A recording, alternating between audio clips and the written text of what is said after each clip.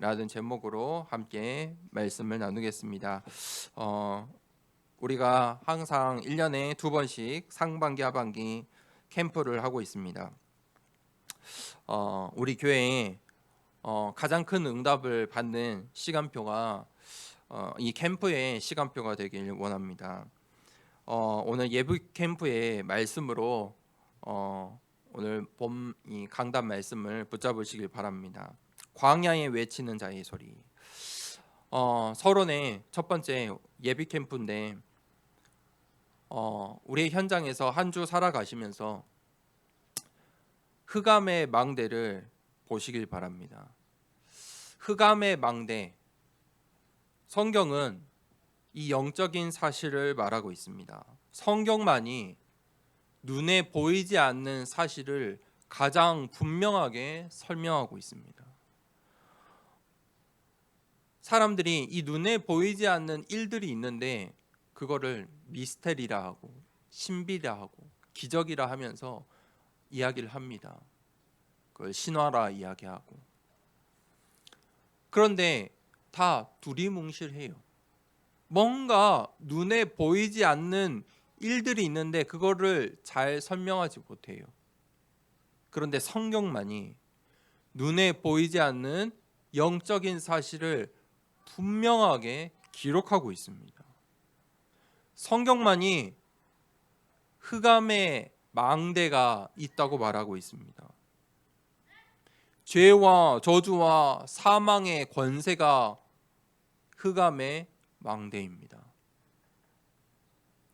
고린도후서 10장 4절에서 5절에는 그 흑암의 망대가 견고한 진이라고 말하고 있습니다. 여러분, 우리의 현장에 흑암의 망대가 견고한 진을 치고 있습니다. 바울이 사도행전에 성령의 인도를 받아서 본격적으로 사도행전 13장부터 이 로마로 향하는 이 전도 여행을 캠프를 하였습니다. 그때 그 전과 후 캠프가 다른데 이 캠프들의 특징이 무엇이냐? 그 현장에 우상의 신전을 찾아갔습니다. 우상의 신전이 있어요. 우상 신전이 무엇입니까? 하나님 외에 다른 신을 섬기는 것입니다. 여러분, 굿하시는 그런 장면을 본 적 있습니까? 제가 설명드린 적이 있을 건데 제가 부산에서 학교를 다닐 때 영도라는 영도구예요. 한 구. 군데 이 영도구는 섬이에요. 두 개의 다리에 출입이 있는 섬이. 이 두 개의 다리가 문제가 생기면 영도구 이 섬에 사는 사람들은 나갈 수가 없어요. 그래서 이 영도구의 역사적 배경은 뭐냐면 이 남북 전쟁 6.25 전쟁 때 한국에 이 계속 전쟁에서 졌잖아요. 어디까지 졌냐? 이제 부산까지 밀렸어요. 그러니까 피난민들이 어디로 왔어요? 전부 다 부산으로 몰렸거든요. 그때 몰리고 영도에는 그 당시에 사람들이 많이 살지 않았어요. 그러니까 왜냐하면 그냥 섬인데 산이에요. 사람 살 수 없어요. 다리 하나 겨우 있는 그 섬으로 도망쳤어요. 왜냐하면 반대로 그 다리만 막으면 막을 수 있으니까, 살 수 있으니까 거기까지. 거기서 피난민들이 살던 곳이에요. 어디에 사냐면 그냥 언덕인데 산인데 그냥 거기에 집 짓고 산다니까요. 어떻겠어요? 처절하겠죠. 그 후대가 어떻게 살았겠어요? 주업이 뭐냐면 이 동삼동 밑에 가면 주업이 동네 주업이 어업이에요. 어업. 광역시인데 어업이에요. 우리 이 광주 사람들은 잘 상상이 안 될 거예요. 어업이에요. 그래서 이 물고기 잡히는 때가 있어요. 배가 출항하는 때가 있어요. 출항하는 때는 다 같이 출항해요. 그 배도 다 주소지가 있고 이 주차장이 있어요. 그래서 그 배들이 출항할 때 들어올 때 거의 다 비슷해요. 출항을 하거든요. 그 영도에 있는 배들은 우리가 생각하는 그 부산의 항구의 엄청 큰 배들이 아니에요. 다 작은 생계를 위한 그런 작은 어업선들이. 그러면 그 배가 출발하는데 바다는 무서운 곳이에요. 그죠? 죽는 사람이 얼마나 많겠어요. 그러니까 죽음에 대한 두려움이 있어요. 그러니까 그 배가 출항할 때 온갖 신들을 다 찾아요. 실제로 지금도 문화유형제라고 해서 그거 하고 있어요. 뭐 하냐? 굿해요, 굿. 그런데 한 마을 전체가 온갖 향기를 풍기고 꽹과리 징을 치고 계속 그 귀신을 불러들이는 거예요. 자기들은 악신을 떠나 보낸다고 하는데 그거를 2, 3일 동안 날을 정해서 그 제가 있어요. 그 제사를 드려요. 거기 그런 현장을 처음 본 거예요. 빨간색, 파란색 막 화려해요. 여기 구판 저기 구판. 사람들 돼지머리 얼마나 많은지 몰라요. 돼지머리. 그런 현장을 보면 이야 이거 흑암의 망대 확실하구나. 그런데 눈에 보이지 않게 우리 현장이 있다니까.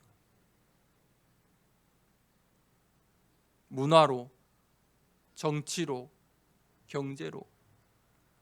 바울이 예수 그리스도의 복음을 전하니까 초대교회 그 시대에 그 현장에 어땠어요?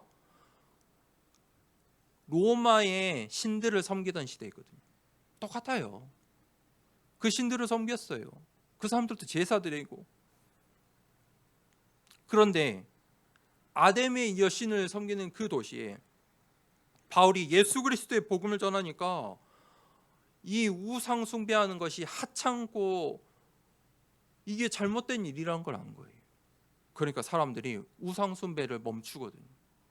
다 복음 들으러 가요. 바울의 메시지를 들으러 가요. 그러니까 그 속에 아데미의 여신을 섬기는 문화와 경제와 그 경제에 그 사람들을 주도하고 있는 정치가 무너지잖아요. 그러니까 어떻게 했어요? 바울을 죽이려고 한 거예요. 이 현장을 보셔야 돼요. 사단의 속임수가 있어요. 사단의 특징을 아셔야 돼요. 사단의 특징이 뭐예요? 창세기 3장에 사람을 어떻게 속였습니까? 거짓말해서 불신앙하게 만들었어요. 그래서 창세기 6장에 사람을 또 어떻게 했어요? 거짓말로 너의 소견대로 뜻대로 살아. 너는 할 수 있어. 이제 하나님 없이도 너가 하고 싶은 대로 살아. 너도 하나님처럼 될 수 있어. 그게 네피림 시대예요. 그 네피림 시대에 이 세상에 만 가지 악들이 다 나왔어요. 제가 그 구약 시대에 이 구약을 공부했는데 네피림에 대해 이 죄악에 대해서 공부했는데 더러운 거 많아요. 네피림 그 네피림 시대에 이 고대 이 역사서 동일 시대에 막 여러 역사가 있을 거 아니에요. 보면요. 지금 시대에 있는 악들보다 죄악들보다 더 더러운 죄들이 많아요. 말할 수 없어요. 예배 시간에 말할 수가 없어요. 성경에 기록된 거 동성애보다 더 심한 것들이 많았다니까요. 동성애가 네피림 시대부터 나왔어요. 그러니까 수많은 병들이 생겨나는 거예요. 사단의 속임수는 뭐냐? 거짓말이에요. 사단은 거짓말의 압이다. 속지 마세요. 거짓말하는 사람들이 나 거짓말해 하고 합니까? 사기꾼들이 나 사기꾼이야 라고 말을 합니까? 아니에요. 사기꾼들은 굉장히 믿을 만한 사람처럼 온다니까요. 사단은 죽이는 자예요. 저번 주 말씀에 헤롯 왕을 통해서 전부 2살 이하의 어린 남자 아이를 죽이게 했다니까요. 죽이는 자예요. 죽이는 말을 해요. 우리가 전도자로서 하나님의 자녀로서 거짓말하고 죽이는 말은 하면 안 돼요. 전혀 복음과 상관없는 거예요. 복음을 위해서 거짓말하고 복음을 위해서 죽이는 말 하는 거는 말도 안 되는 거잖아요. 어불성설이에요. 이 현장을 보시라는 거예요. 흑암의 망대. 왜냐? 흑암의 망대를 먼저 꺾어야 거기에 빛의 망대를 세울 수 있어요. 자, 본론입니다. 오늘 예수님께서 우리가 저번 주 말씀에 예수님께서 이 땅에 성육신하셔 오시고 그 다음 이 마태복음 3장에 등장하는 인물이 세례 요한이에요. 마태복음 11장 11절에는 여자가 낳은 자 중에 제일 큰 자라는 칭찬을 받은 사람이 세례 요한이에요. 왜 이 세례 요한이 이런 칭찬을 받았을까요? 2절에 보면 회개하라 천국이 가까이 왔느니라 하였으니, 그러면서 11절에는 내 뒤에 오시는 이 바로 예수 그리스도, 그분을, 이 예수 그리스도의 복음을, 하나님 나라의 복음을 가장 명확하게 선포한 사람이 세례 요한이다. 복음, 예수 그리스도의 이 복음을 정확하게 선포한 사람이 세례 요한이에요. 무슨 말이냐? 아무도 예수 그리스도의 복음을 말하지 않았다는 거예요. 교회 오세요. 맞습니까? 맞지만 정확한 복음이 아니에요. 여러분, 복음을 전한다. 뭘 전달해야 됩니까? 예수는 그리스도이십니다. 시간이 없으면 그 예수 그리스도가 우리 인생의 모든 문제의 해결자 되십니다. 당신 문제의 해결자 되십니다. 여러분, 더 설명하지 않아도 예비된 사람이면 관심을 갖습니다. 그러면 그때 그리스도가 어떤 분이신지 하나님 말씀을 소개해 주면 돼요. 갈급한 사람은요, 그냥 그 예수 그리스도를 믿어요. 충성된 사람이면 더 들려달라고 해요. 여러분, 예수 그리스도 모든 문제의 해결자, 이 복음을, 이 색깔을 분명히 하시길 바랍니다. 정확하게 선포하세요. 그런데 중요한 것은 제가 오늘 이 말씀을 보면서 이 세례 요한이 왜 사람 중에 가장 큰 사람이라, 여자가 낳은 자 중에 가장 큰 자라 칭찬을 받았을까? 그런데 이 복음을 어디에서 전파했냐면 유대의 광야에서 전파했대요. 유대의 광야에서 복음을 전파했다. 광야는 어떤 곳입니까? 광야의 방된 말은 광장이에요. 광장은 어떤 곳이에요? 사람이 몰려드는 곳이에요. 그런데 세례 요한은 사람이 없는 곳, 광야에서 복음을 선포했어요. 광야는 어떤 곳이에요? 물이 없는 곳이에요. 이게 지금 대한민국, 한국에는 없는 지형인데 이 중동에는, 중동하면 생각나는 그런 광야예요. 사막 같은, 사막은 아닌데 사막 같은, 사막이 되기 전 그런 지형이라 보시면 돼요. 물이 없어요. 거기에는요, 길이 없어요. 길이 없다니까요. 어디가 길인지 알 수가 없어요. 그게 광야예요.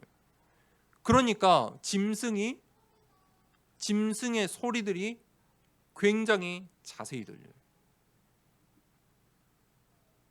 조용한 저녁에는 짐승의 소리밖에 안 들린대요. 그 광야에서는 농사를 지을 수가 없어요. 물이 없으니까. 이 황폐한 땅이에요. 그래서 죽음의 땅이라고도 불러요. 그 광야에서 복음을 선포했다. 한번 우리가 묵상해 보아야 될 거예요. 보아야 되는 중요한 부분이라고 생각이 돼요. 무슨 말입니까? 오직 하나님만 바라봤다는 거예요. 또 저는 그렇게 보았어요. 세례 요한이 자기 자신에게 먼저 복음을 선포했다. 아무도 듣지 않는 그 광야에서 예수 그리스도의 복음을 선포했다니까요. 여러분, 나에게 복음을 선포하셔야 돼요. 이 예비 캠프인데 누구에게 복음을 전달하기 전 먼저 나에게 이 복음을 선포하세요. 그게 예비 캠프예요. 광야에서 선포하라.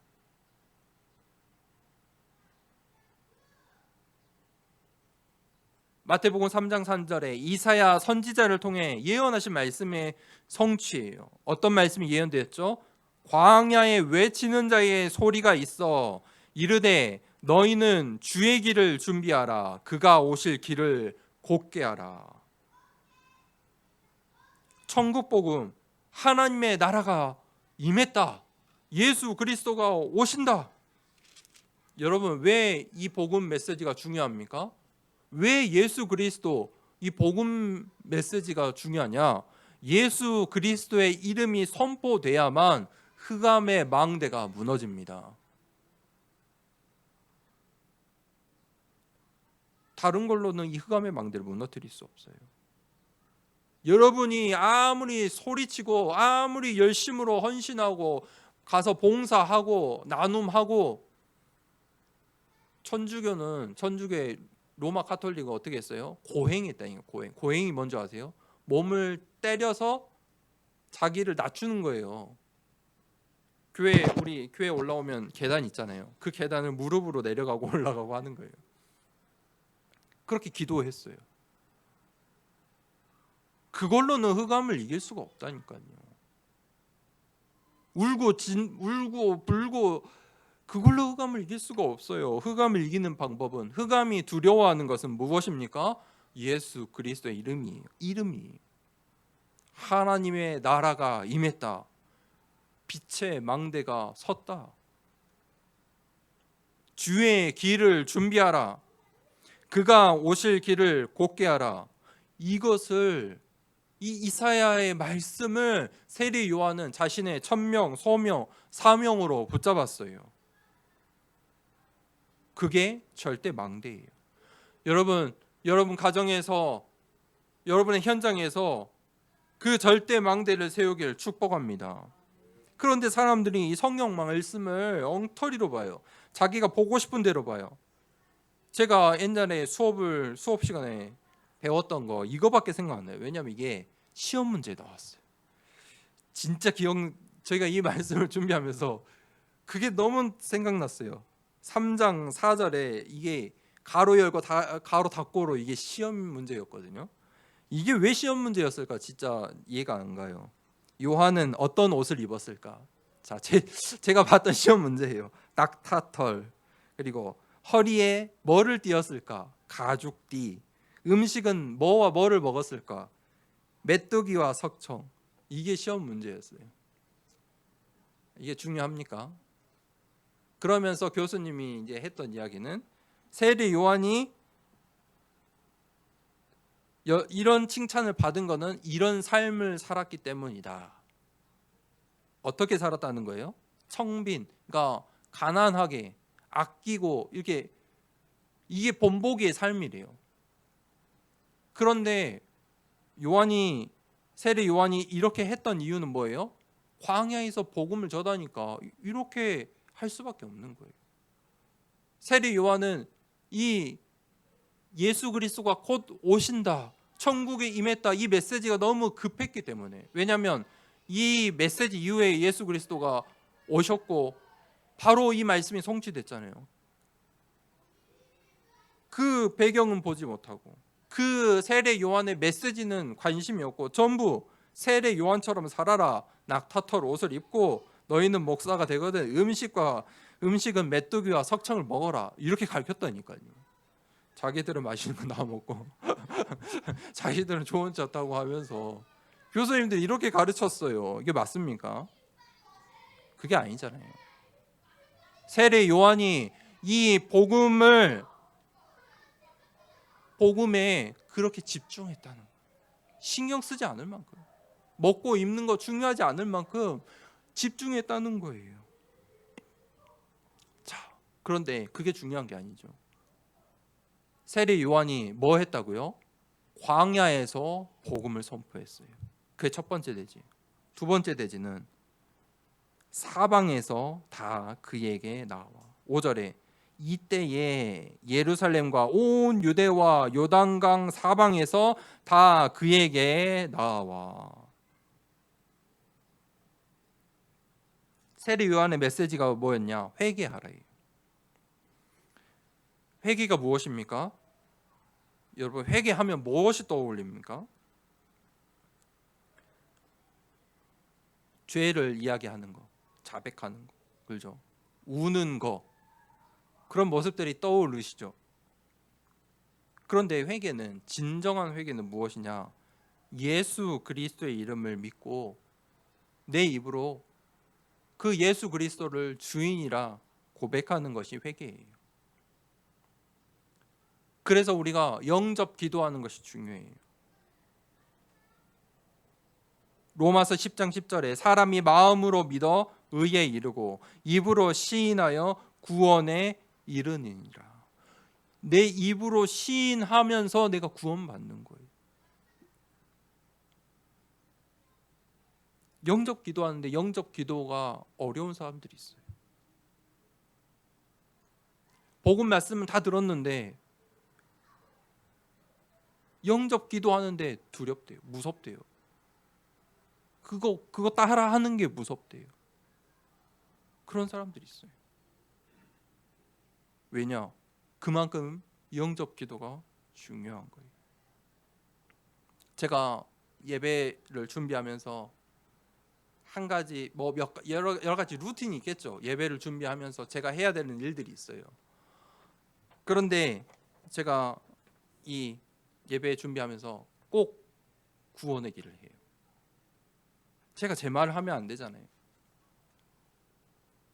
그래서 이 구원의 길을 제 스스로 한번 쭉 하면서 이거를 기도하면서 이제 이 예배를 준비해요.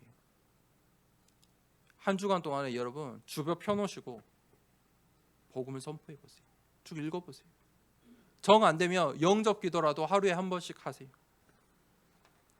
보통 일이 아니라니까요. 영적인 일이에요. 회개는 행동이 아니에요. 믿음이에요. 주인을 바꾸는 거예요. 그거는 행동으로 하는 게 아니에요. 믿음으로 하는 거예요. 우리의 자녀들의 행동이 중요합니까? 믿음이 중요합니까? 나를 믿어주는 믿음이 중요해요. 아무리 못난 행동을 해도 결정적인 순간에 부모를 못 믿는 자식 아무 필요가 없잖아요. 그렇게 되면 영까지 끊는다니까요. 부모를 못 믿는데요. 내 말을 안 믿어주는데요. 맞는데 안 믿어줘요. 믿음이 중요한 거예요. 왜 회개를 해야 됩니까? 예수 그리스도가 오시기 때문이에요. 세례 요한의 메시지가 보통 메시지가 아니에요. 그래서 5절에 뭐예요? 이때에 시간표가 있다니까요. 이때에 사방에서 다 그에게 나와. 세례 요한은 어디에서 복음을 선포했어요? 광야에서요. 그런데 사람들이 어디에서? 예루살렘과 온 유다와 요단강 사방에서 다 그에게 나왔다. 이게 복음이에요. 광야 같은 내 인생의 시간표일 수 있어요. 광야 같은 나의 현장일 수 있어요.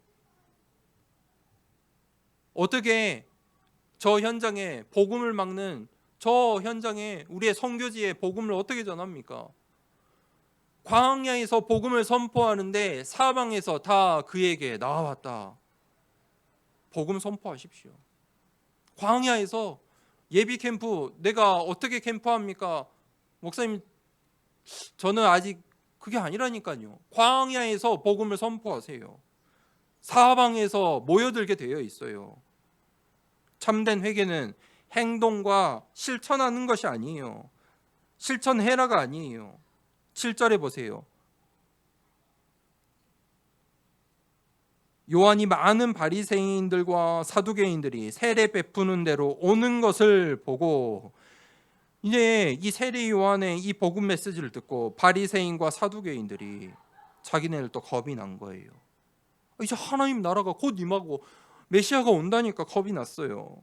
그래서 자기들 또 이 막 허겁지겁 두려움에 사로잡혀서 세례 요한 앞에 세례 받으러 온 거예요. 어떻게?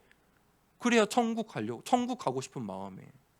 그러니까 세례 요한이 뭐라고 했으며, 독사의 자식들아, 독사의 자식들아. 무슨 말이에요? 너네들은 하나님의 자녀들이 아니라는 거예요. 거짓이라는 거예요. 누가 너희를 가르쳐 임박한 진노를 피하라 하더냐? 누가 너희에게 당장 임박할 그 진노를 피하라고 일단 세례 요한에게 가서 물 세례라도 받아라 이렇게 말한 거냐?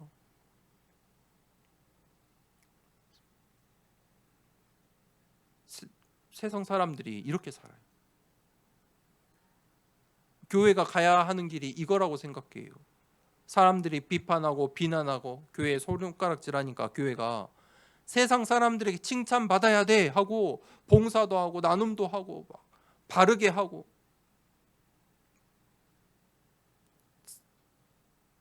임박한 진노를 당장 피할 길만 찾는다니까요. 행동과 행위로 회개를 하는 것이 아니에요. 사실 제가 이 말씀을 보는데 오늘날로 말로 바꿔보면 독사의 자식들아, 이거 되게 예쁘게 표현한 거잖아요. 욕한 거예요. 나쁜 놈들아, 욕을 한 거라니까요. 진짜 열받아서 욕한 거예요. 욕 떠오르죠. 그 욕을 지금 세례 요한이 바리새인들하고 사두개인들한테 욕한 거예요. 이놈의 자식들아. 반대로 세례 요한은 이 사람들이 보통 사람들이 아니잖아요. 정치인들, 경제인들, 유대인들, 이 그냥 일반 시민들이 아니에요. 사두개인들, 바리새인들은요, 힘을 가진 사람들이에요.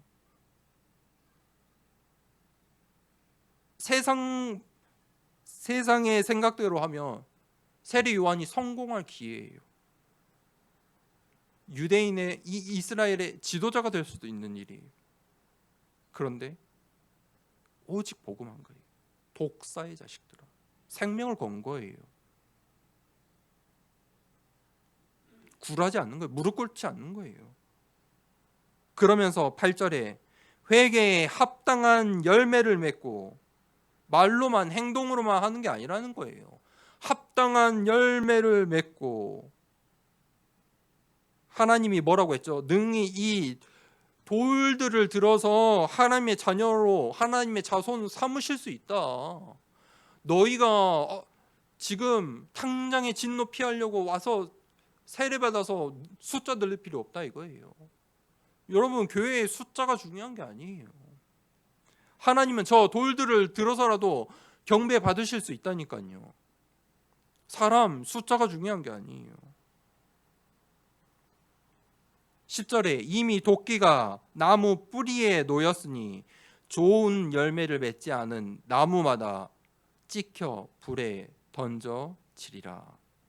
좋은 열매를 맺지 않으면 그 나무마다 찍혀서 불에 던져진다. 무서운 말씀이잖아요. 내 인생에 합당한 열매, 좋은 열매를 맺지 못하면 불에 던져 버린다. 하나님은 그러신 분이에요. 거짓 회개 하나님 아신다는 거예요. 사람 앞에서, 목사 앞에서 제가 이랬습니다, 그건 회개가 아니에요. 하나님 다 아신다니까요.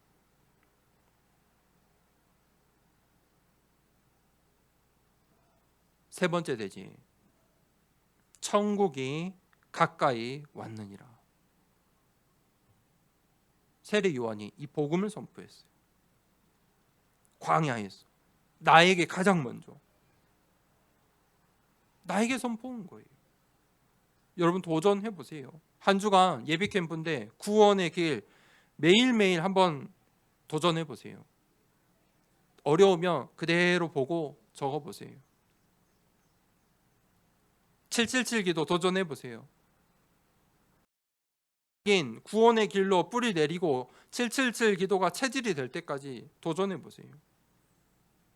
세례 요한은 11절에 물로 세례를 베풀었지만 내 뒤에 오시는 이는 나보다 능력이 많으시니 나는 그의 신을 들기도 감당하지 못하겠노라. 그는 성령과 불로 너희에게 세례를 베푸실 것이요. 수준이 차이 나는 거예요. 나는 물로 너희에게 세례를 주지만 예수 그리스도는 성령과 불로 너희에게 세례를 줄 것이다. 나 따위 지금 사람들은 세례 요한 보려고 예루살렘에서 온 유대에 요단강 건너 넘어서 사는 사람들이 광야로 몰려들었어요. 세례 요한 만나려고. 사두개인들이, 바리새인들이. 그런데 세례 요한이 하는 말이에요. 나는 내 수준은 예수 그리스도와 비교할 수가 없어. 신을 메어준다. 이 유대인의 이 신 메어주는 사람들은 노예거든요. 노예. 왜냐하면 중동 지방은 모래가 많으니까 이 노예들이 이 주인의 신발 발 씻는 일을 하는 노예들이 있었어요. 신을 관리하고 신을 들기도 들 수도 없다. 그것과도 비교할 수 없다. 여러분, 예수 그리스도의 이름으로 신분과 권세를 사용하십시오. 그때 전무후무한 일들이 일어납니다.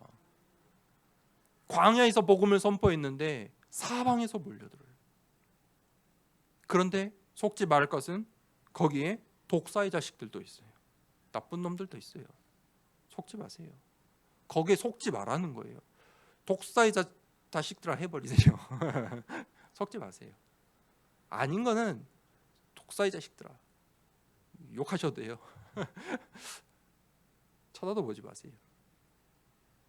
그런데 우리가 구분해야 될 게 있어요. 마지막 절에 손에 키를 들고, 키가 뭔지 아세요? 옛날에 저희 할머니 할아버지가 이 마당에서 이 벼 같은 거 키를 든다고 해요.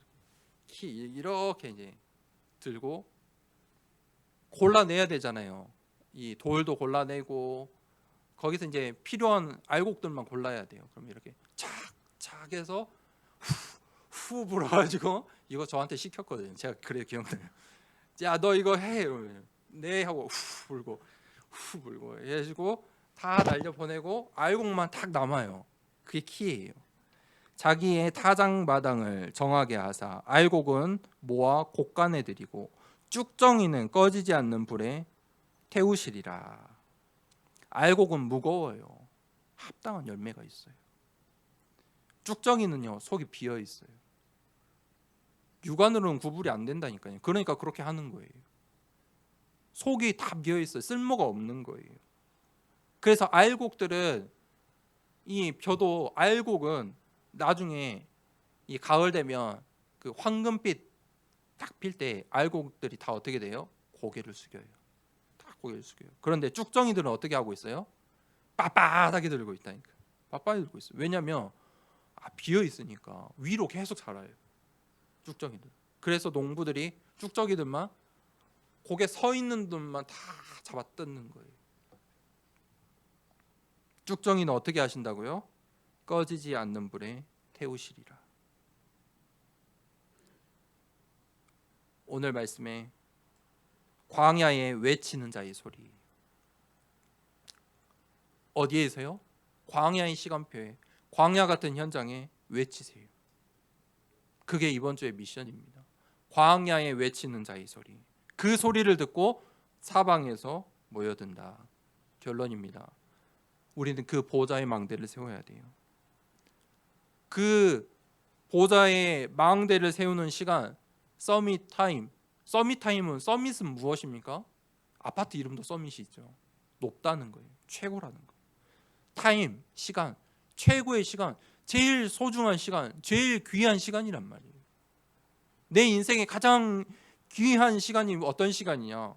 하나님의 이 말씀 듣는 시간이에요. 기도하는 시간이에요. 보좌의 망대를 어떻게 세웁니까? 기도하세요. 기도에 성공하세요. 왜 성공이란 단어를 썼냐면, 세상 사람들도 기도해요. 지금 이 시간에 기도한다니까요. 자기의 소견대로 기도해요. 자기 뜻 이루려고, 목표를 이루려고. 그거는 종교인들도 하는 기도예요. 하나님은 그걸 원하지 않으세요. 어떤 기도가 응답을 받습니까? 하나님의 소견을 묻는 기도. 하나님의 소견, 하나님의 뜻을 물어보세요. 그게 기도예요. 이거를 24 할 수 있어요.